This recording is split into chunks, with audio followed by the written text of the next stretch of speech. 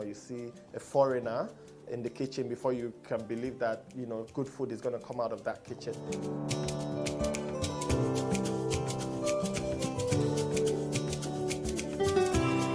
You can leverage on each other's spaces and, sell.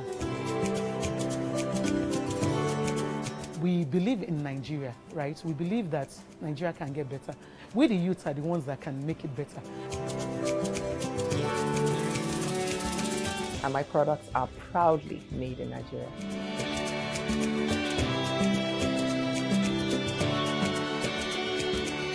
Made in Nigeria, showing every Tuesday at 10:30 p.m. and repeats on Saturday at 8:30 a.m.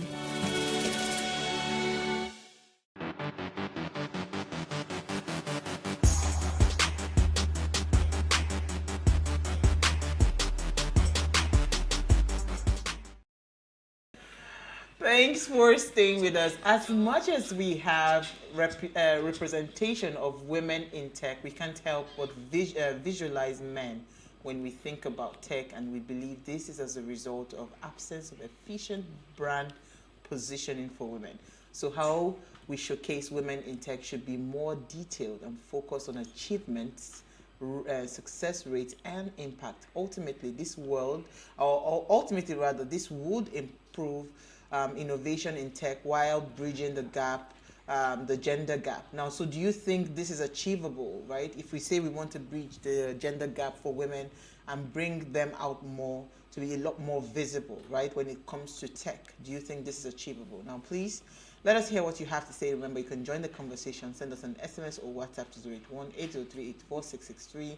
You can tweet at us at WayShowAfrica1 with the hashtag WayShow, or send us an SMS. Yeah, that's it. This is my autopilot in my head. It is well. So let me come to our tech person here first. Who's that? Who's that? You don't know yourself. Oh, okay. You forgot yourself all of a sudden. She's not going to call me. So Elsie, let's talk tech, because I mean, when we thought about this topic, and you and I were chatting on the conversation and the direction, it actually did make sense to me, because a lot of times, honestly, if I think, in as much as over the last, I think, 3 to 5 years, a lot has happened in tech space for women, especially the invention of STEM and all of that, and making it a lot more deliberate, and funding even going towards that bit. But it's still very, very, minute, that impact, right? Why is that so? Why is it difficult for us to be able to, have women really, really be at the forefront of tech? So there are different ways to look at it, but I think the most important part is that we need to understand that it's not going to be automatic. Now we know that yes, women can do things and do them almost as same way that men can, or even way better, right? And we are beginning to create room for that conversation, create room for that opportunity, also create an enabling environment for a woman to work, because we cannot shy away from our very peculiar biological should I use the word barriers now, or just our biological uniqueness. Thank you very much for that. So we cannot shy away from that, and it means that when you are talking about inclusion for women as well, you also have to put that into consideration as regards to how we are treated when we have to go on leave, on maternity leave, when we're talking about our periods and every other thing, and how our life just unfolds, right? But then one of the reasons I knew that we had to have this guest we're having today was because of something she said on a space we had on Twitter, right? And where she was talking about, yes, we celebrate women in tech. We see magazines and all that sort of like profile what they do. We have platform now, I think it's called First Check, that are focused on giving funding to women founders, and we see things like that. But there is something missing when you are profiling these women. You are not focusing on what they have done in terms of saying, oh, I have probably led the growth of this business from ground zero to, you're more focused right? on the fact that she's a woman and she's in it's tech. in tech. You're not like talking about, oh, this woman produced this product, oh, she oversees the project. We are not going deep to show the details, capabilities the of these capacity, women. yes. We're just like, oh, poster women, yes, we are now women in tech, right? So I want her to elaborate on that. And I think that, like I said, there's a lot of angle to look into it. But 20 years from now, there will be a lot more women in tech, because we're having this conversation now. And remember, us growing up was different, because you have a situation where guys are expected to go into science and mathematics and every other thing. But now, I mean, of course, everybody would want to encourage their child to do something, whether you are a boy or a girl. So it will definitely shift. We're getting there. It's not going to be automatic, really. Yeah. Money. Okay, for me, generally, I just think women are a clear minority in the workforce, period. So we just need to look at how to, make them a part of everything that is going on. And they are a clear minority for very obvious reasons, like Elsie just talked about some of them, obvious and some not so obvious reasons. So I think it's high time we actually have this conversation and think of how to bring them in with the boys. Okay, so chilling with the big boys. You know, the thing is, the funny thing, I'm actually looking to employ someone because we're trying to develop an app. Okay. And honestly speaking, hearing us talk now, I just realized that you have to get a woman. No. Okay, honestly. So you see, you've been programmed. No, why? Because is it programming? Okay. Yeah, it's a programming. So part of what Elsie said about even the what's it called, the biological uniqueness of women and all of that. So actually, we didn't even think. Let me just. But the reality, the reality of the situation now is that you might only actually find men to do that job. So that's why we are saying. No, but we have the likes of Omo. Well, okay. So I guess it's time to bring her in. We know Omo. As Manny don't introduce her already. You think there will be more people like Omo? I think there are more women like Omo. So, but I'll leave that to you. Okay. So Omo, like you have rightly heard, Omo Clark is the founder of CEO at iBez, a growing software company focused primarily on providing software development and digital transformation services to entrepreneurs and MSME clients. She is an award-winning and qualified IT practitioner, tech entrepreneur, business coach, strategist, trainer, and public speaker with approximately 2 decades of experience in software development. She is a Global Women Entrepreneur Initiative Fellow of 2015 of the Ivan Allen College, Georgia Institute of Technology, Atlanta, United States of America. She's also a digital auditor certified by the International Trade Center and is ISO 9001 qualified. You see that the head. So no, because we are talking brand positioning, we have to tell you that we are not speaking to somebody that is just she's not coming. She's there. She's there. But thank you so much, Omo, for joining us. And might I add, she's a pretty woman. Oh my gosh. You forgot to add, I'm a member of Institute of Software Professionals of Nigeria. Oh, wow. And Internet Registration Association. Give it up. Wow. And I used to be British Computer Society, but obviously I'm in Nigeria now, so Yeah. that was... Wow. No, but you still add it. We'll still add it, please. I hope you heard that. So you missed a few things. I missed a few. We apologize. Thank you. So thank you so much for joining us. I mean, when Elsie talked about you, she sent your profile. I said, "Oh wow, this is really impressive," because it's one thing for you to see, and like Elsie rightly said, what we've always seen when we talk about women in tech, honestly, it's just like poster face. Just like, okay, make it be like, say, make we just, let's just make sure that we are ensuring that we are recognizing them. But the detailing of what, these women actually do, nobody talks about this. Why is that so? No, I don't know. So I remember that conversation when I'm when people talk about me, like woman in tech. So it's like the token person in the room, and they don't actually believe you actually practice tech. And I will circle back to a lot of things you guys have said that's just pigeonholes us into that position. You say when you visualize people, branding, you're visualizing a man. It was one of the first things you were talking about when you talk about this. So you're not visualizing me. No. Yeah. You talk about our biology. Our biology doesn't make no difference to when I'm coding. Thank you. I'm not carrying bricks. Yeah. And even if I was carrying bricks, maybe I might challenge a man, who knows, But it's knowledge work, you know what I mean? So competence is to do with your passion, your interest and things like that. It's nothing to do with your biology, your physical abilities. So already we've just pigeonholed women, and it goes back to the way we are socialized. It's like when they deliver, you are a girl, female. Apart from all these societal norms and all these values and cultures that people, already go into. You talked about raping a 12-year-old, people seeing that as normal, and 12 years old, she's already, you know what I mean? It's just like, I was thinking actually earlier today that I was just thinking about child brides. Do we ever hear of child grooms? No. No. All these things that just pigeon you into the kitchen and the other room. It's society-wide. Yeah. And then it comes into all these professions that are supposed to be men jobs, male-dominated industries, so tech, and look at medicine. There are many medical doctors that are women, but when you think of a medical doctor, you think of a man. When if you say a woman, you think it's a nurse, and they're good male nurses. You know what I mean? It's interchangeable, but people, you just have these things: women, weaker sex, soft. My biology won't let me. Period. How does that prevent you from coding? A code is gender neutral. When you write a code, what is a code? I'll teach you some tech. It's a set of instructions you give to a computer.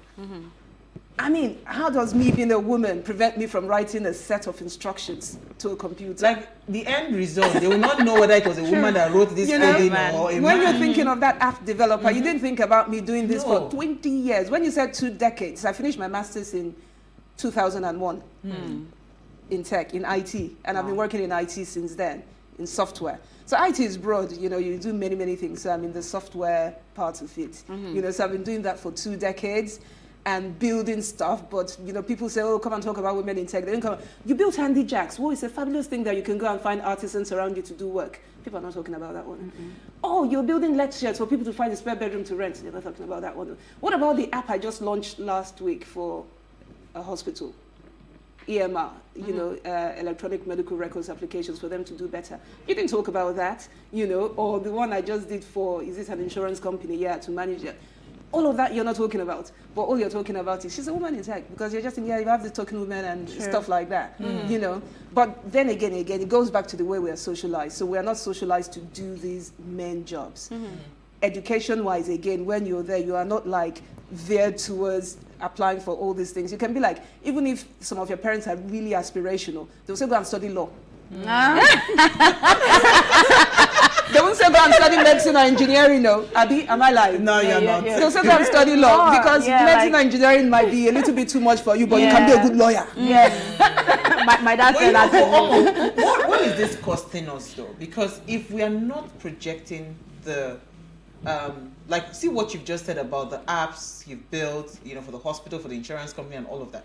If we are not positioning ourselves, not to just be the poster face of women in tech, but more of what we have done. So we're thinking there's a traffic jam in Lagos. How am I creating a tech solution that can ease off the roads or whatever? Or you're thinking mile 12, the way how people will create apps to say, you know what, I don't want to go to the market, I just want to sit at home. So why are we not positioning the products that we have? It's as opposed just putting a fine face to say, oh, women in tech. It's many things, so it's all these barriers that we've talked about. I've built all these things. Even I give an example that I'll give another. So this application I built, Handy Jacks, should have done better, but I don't think I'm marketing it the way it should be, because I'm not a marketer, I'm a tech person, but that's a different story. Okay. It should have done better. I remember one of my staff, in fact, separate times, staff said to me, the person that built this thing, they really did a good job. This thing is very complex. Your staff? My staff. And I'm like, but I told you that I was the one that did it.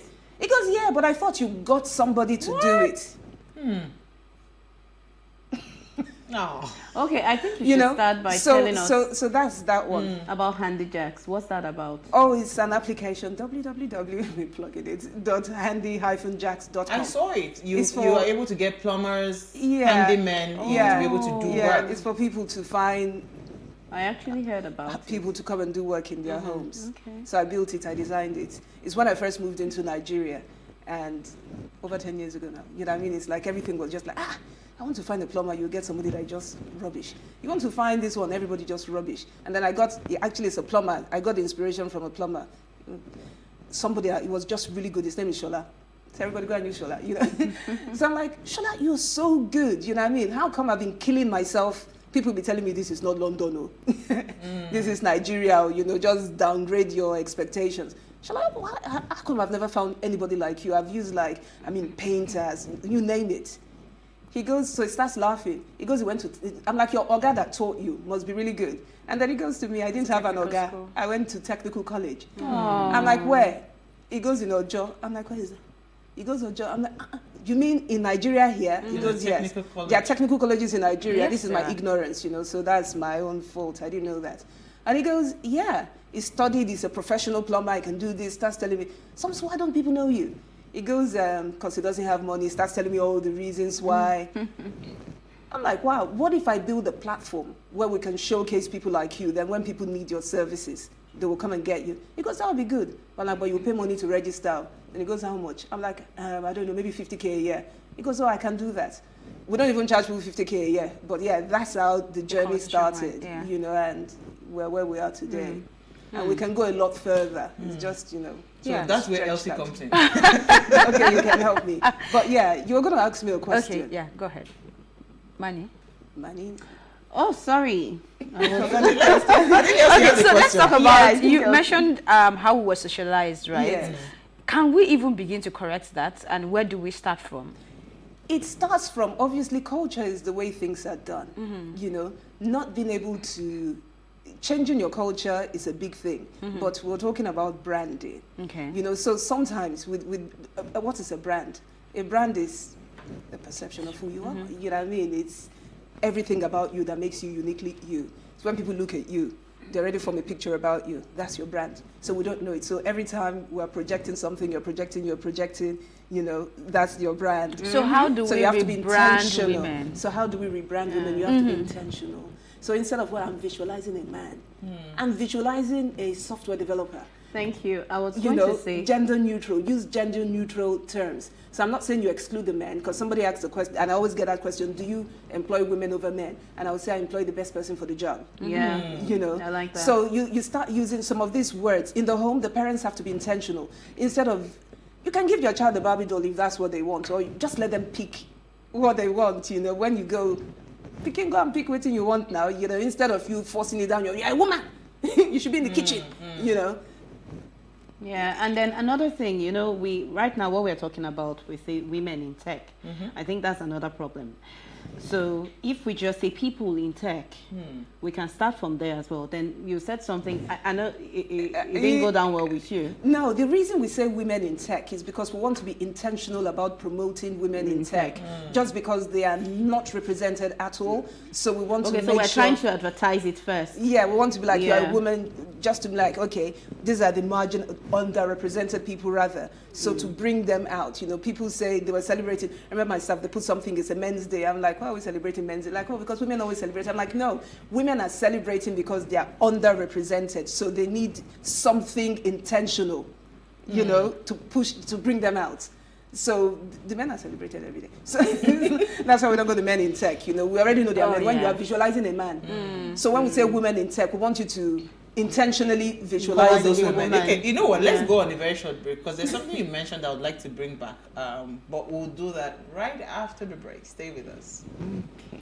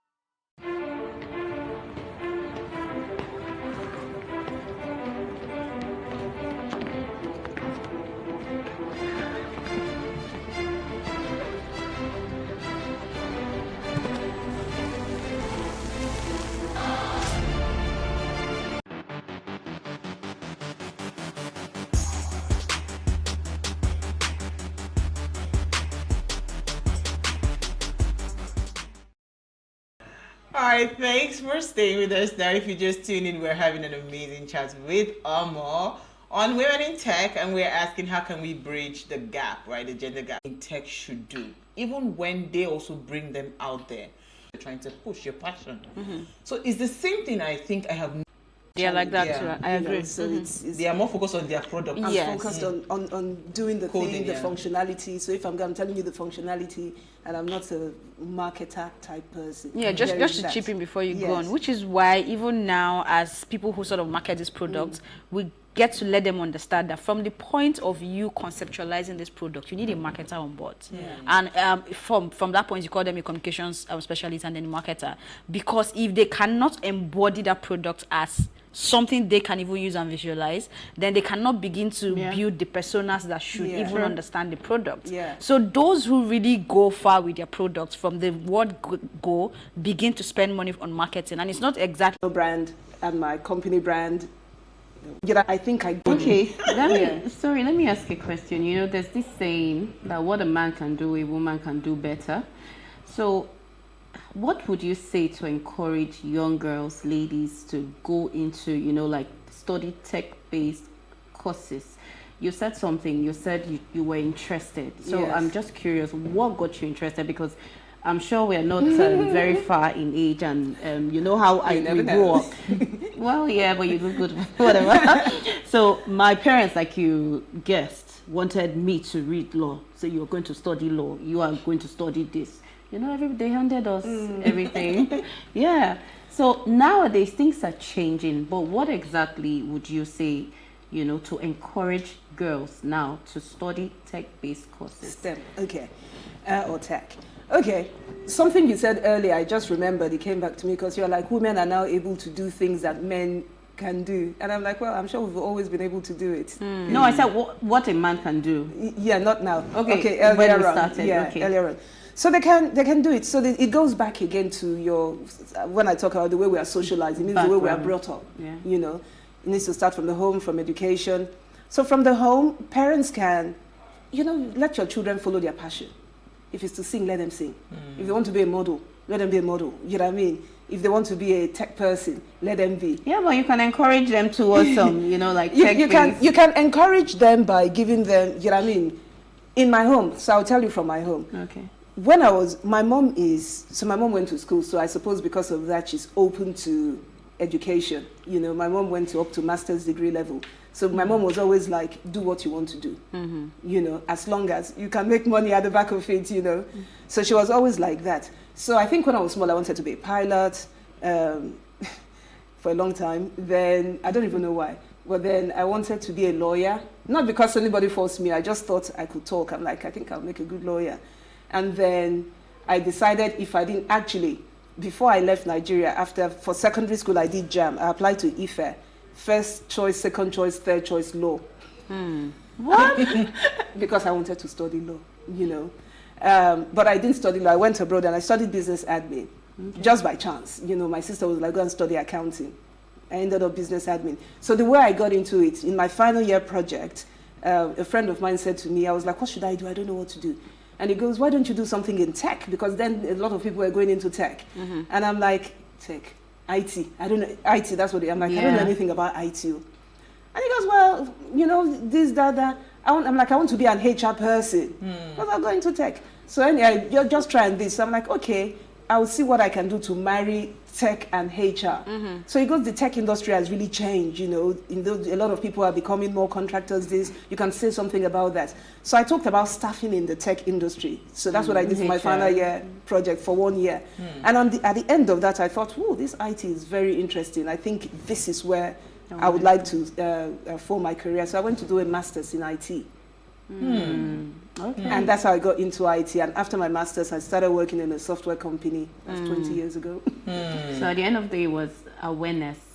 Someone opened your eyes. Somebody like, sort of like, you know, but it's not like I could have done it and I thought, nah, this is not for me. But I feel like I find this actually very interesting. It was, I think, when the rubber met the road. Yes. Well, I was going to say that, how lucrative is this IT business? IT is... Because right now, it is the rave of the moment. A lot of people are really, really going into developing, coding and all of that. We're teaching our children from young ages, you know, coding, I mean, how lucrative is it? So the funny thing is a funny thing. IT is broad. Very. IT is broad. You know what I mean? There's so many things you can do. I mean, software development, which is one area of IT, but there are other things. There's infrastructure, there's telecoms, there's networking, There's people that everything. join. You know, people bring laptops to me. I remember one of my uncles bringing a laptop, fix my laptop. I'm like, dude, I can't fix laptop. I know a little bit about it, but I'm not a laptop fixer. I build software, you know. So like, if we talk about software development in itself. Let's focus on your... all the different careers in it. If you talk about software, you want to build this, you're just thinking about a coder. A coder is not even the only thing you have there. You have, if I go from project manager, that's another thing, lucrative, they earn a lot of money. Business analyst, that is massive, and there's a gap in Nigeria.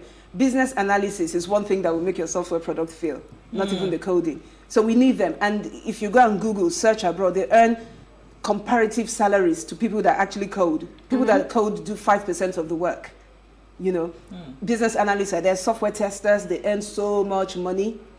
So software architects, the people that like building a house and do all of that, they earn so much money. UI UX. UI UX. That's Which one is UI UX to Biko? Some of us are not tech user interface, user experience. So the people, the people that like build, like, you know what I mean, what you see, the architect, design, what you see, and then the experience. You know how you navigate through it. You know. So what part do you play in all of this? Are you able to do everything, or you just... I'm almost like, because I run a software company, so I know a bit of everything. But my area of choice is design. I love design. Design is, you have the logical design, and you have the physical design, which is user interface, what you see. Then you have the logic, how it thinks. So you want this thing to do X, Y, Z. You have to think of how, you know, if this person does this, I want this to react in this. And okay, what if this doesn't happen? What's the alternative scenario? You're looking at me all funny. No, you know, I think that must be very, very great. So there are many things. And then for people that I'm a creative person, you have graphics.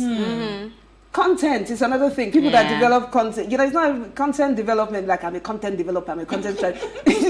There's a science to it, you know. So you have that, so much you can do, and it's really broad. You can find your space anywhere.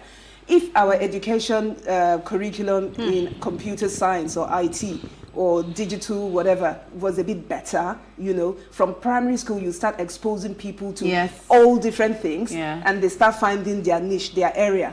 This is where I want to be. I think that's what we need to do. Even with the way the world is going, honestly, Omo, truth is, there's nothing you cannot use tech with right now. Tech is for everything. Do you understand? It's for everything. You can actually be because telemedicine is tech. Everything. Do you understand? A lot of things. It's very big. Edutech. Yes, edutech, agrotech. So there's tech in everything. So tech is basically everything we've been doing manually. Infrastructure. You're not creating a solution that makes everything easy. So take fintech, for example, right? For the traditional banks, now they are already almost going to fintech anyway. So, but what it was before is you have a building, you have paperwork, you have a lot of bureaucracies, and then this tech guy comes and then you can just do everything on the phone, and then their overhead is not as much, which is where the making money comes from. So the same solution that is working for her will work for 1 million and other people. You probably just need to pay for your cloud, your AWS and everything, and you have your space, right? And you can now multiply that and you're making your money, really. So it's just about taking this traditional rudiment way of things and then breaking it down to easy way where you can say, I'm putting in my name, this is what I want. Like she said, she has thought about it as the designer, right? And she's making your life easy as the person who wants to use that product. So you just come to that product and put in what you want, like she has commanded the product to do. So you're basically living off what has come from her mind to make your life easier. And should I say something? To actually have a tech product, you don't have to be a tech person. Of course. You can come to me to build your lawyer app, to build your digital marketing, whatever it is you want to do, and to do your one as well. I don't know what app you want to build, but I have an app in my head. Don't worry, we'll discuss after the show. So you can come to people like us. We work behind the scenes and we'll build it for you, and you'll be a tech product owner. You know, you'll be a tech founder. You know, meanwhile, let me build that. You know. But anyways, yeah. Yeah. To say, so you can make money. You don't have to be, so you come like, hey, I don't know anything about technology, but I have this idea. No, find somebody that will help you bring your idea alive. So I want to ask a final question. Before I leave these people to ask us. Okay. So because you're a woman, Yes. and you build these things, the softwares and everything, do they charge? Do people price you lesser because if they go to a male company or a male-run company and your company, do they say, oh, because she's a woman, do they come up with such kind of Gender pay gap? Yes. Thank you for the word. I think so. I think so too. I think they already, so this is our unconscious bias. That, so when you talk about do we break, so some of that unconscious bias just really needs to be broken down. So first they've looked at you, this one a woman, no. So say she know what thing she they do. What do you even want to use the money for? It's all these things about, women and your husband's money or one thing money, you know what I mean? So you just get priced less. And I think also because I'll use this word again for the 100th time, the way we are socialized. So women are not natural negotiators, many of them, in that sense. And or rather, we're not taught to negotiate in the same way as men. I think when the men are negotiating together in the thingy, you want to do this 100 million, oh yeah, when you're a woman, they're looking, and you are thinking in your head, because we also have this imposter syndrome. Thinking, hey, if I charge this, would they pay? Hey, this.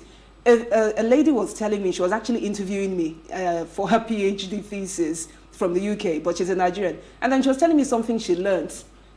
She was telling me something she learned from one of her bosses. She used to shadow him.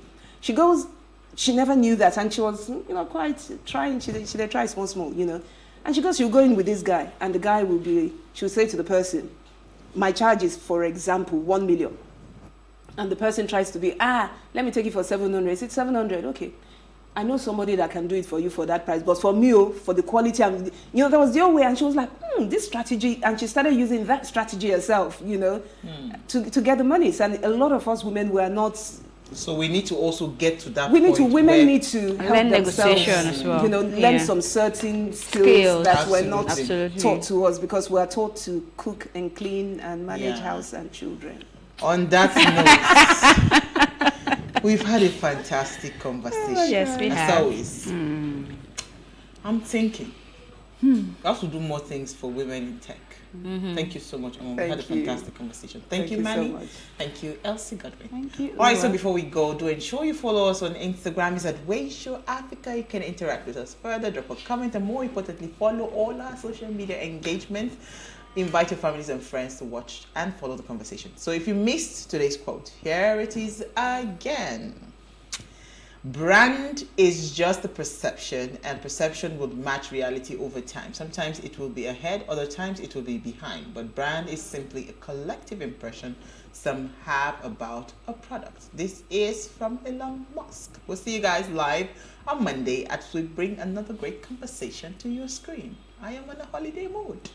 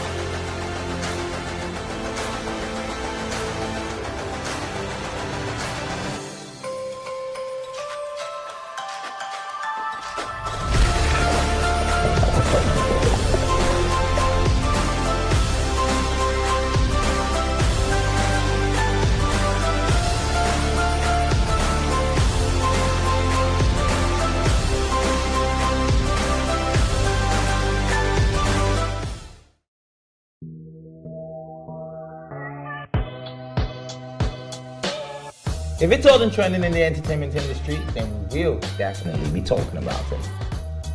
We bring you the funny, controversial, and hottest topics making waves in the entertainment scene worldwide. We also interview all your favorite celebrities and keep you locked down with fun segments and live performances. Tea Time, showing every weekday at 10:30 a.m. to 11:30 a.m. and of course the repeat at 4:30 p.m. to 5:30 p.m.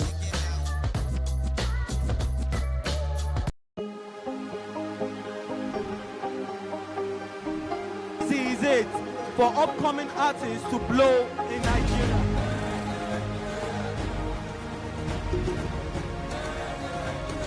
Welcome to Plus Trending. I am Vicky November, your host, saying thank you for joining us on today's episode. Welcome back. It's Tea Time on PlusTvAfrica. Practice makes perfect. I'm not perfect yet, but I'm a lot better than I used to be. He's a king. He's entitled to marry 100 if he wants to.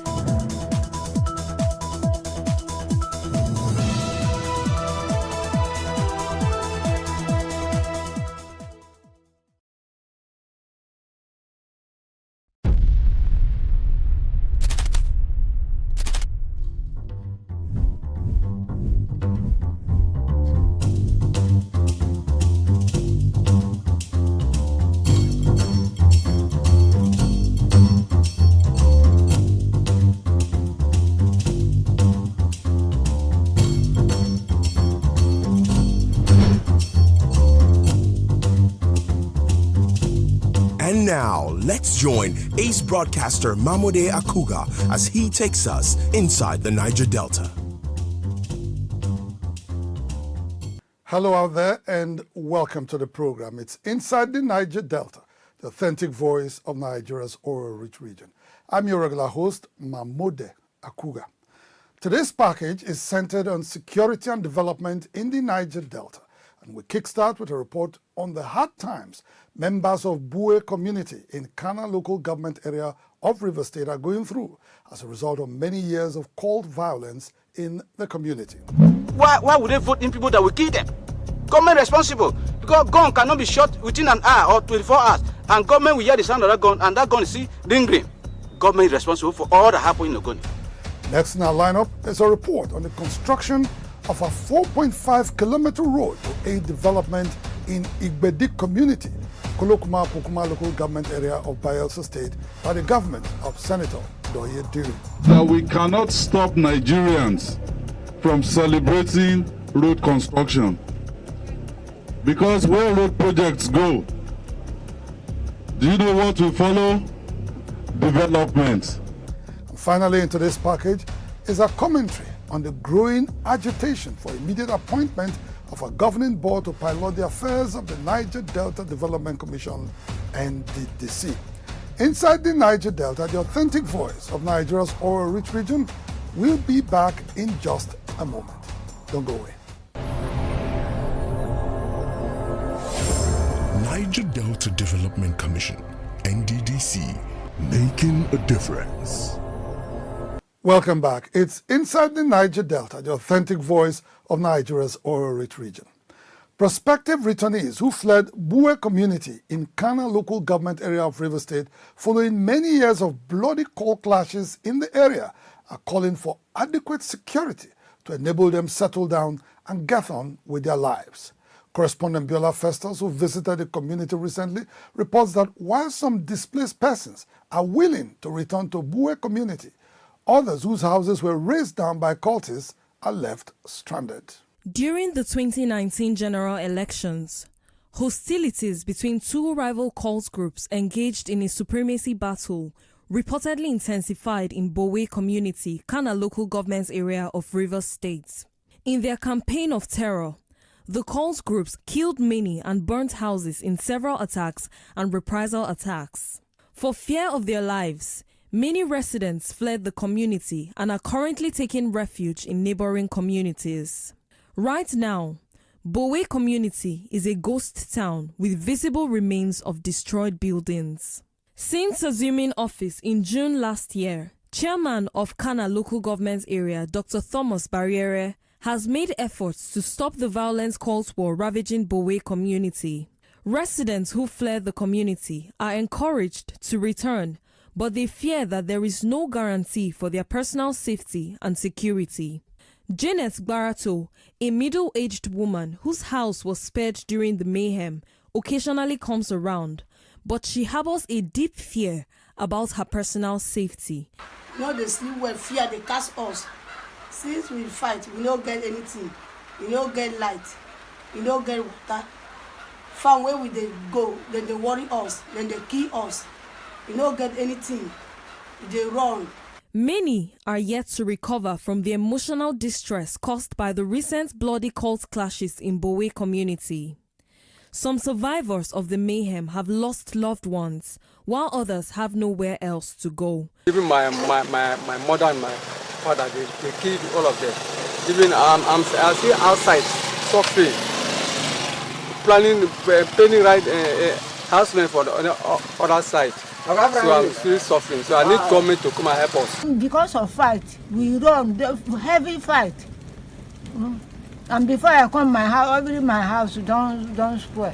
No place today now, no house. I want to make it and help me. Rather than go help me to be house. Even though now one room, now you can be for me, I for take them. Even though now one room. The government or the chairman should find way to make sure the problem that had happened that time should not happen anymore, and let them find way to make peace to reign. Without an actionable program to sustain peace in a post-conflict situation, the intervention of the Kana Local Government Council has brought what many consider peace of the graveyard. Rising to the occasion, the Christian community in Kana Local Government area has assumed the responsibility of providing shelter for hundreds of internally displaced persons since the mayhem began in Bowe community. Bori Diocesan Bishop of the Methodist Church, Reverend Lebe Humphrey Nnam, who currently attends to scores of internally displaced persons, holds political leaders in the area accountable for the bloody violence that has sacked the entire Bowe community. Places like Sogo, Okwali, Nore, Luepo, Bang. These were communities that people ran away. And some